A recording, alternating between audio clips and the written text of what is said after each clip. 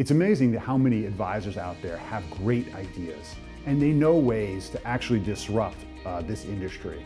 And it's not very much different from my own experience, is that finding it through necessity that we had to fix something to create a better user experience wound up becoming a prolific problem that everybody had, and that's why Asset Map has taken off the way it has.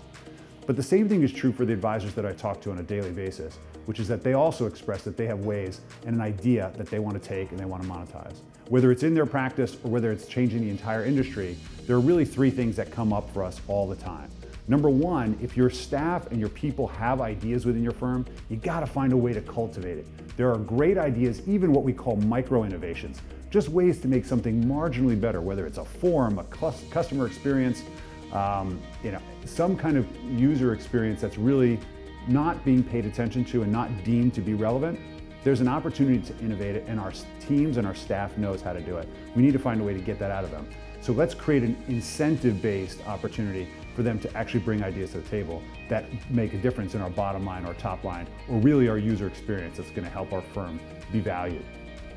Number two is we need to find best practices around us, right? Many of the advisors that you work with have all done something innovative that you could probably learn from. They may not be telling you actively because it's a competitive benefit or that's making a difference in their firm.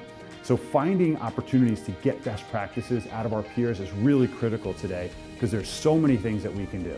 The third thing is you got to find a way to test.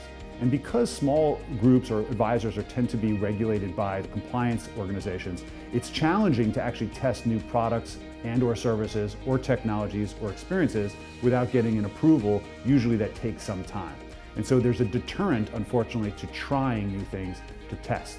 And so the best way to find out whether something's going to have some legs is to really ask the customer. Ask the customer, ask the person who's having this problem, hey, if I chose to do this innovation, would that make your experience better? Would that elevate your condition? And that's the cheapest way to test. And I don't think we're asking our customers enough or often enough how we can make their experience better, and that will guide where we should innovate and where we should deliver value for our firm.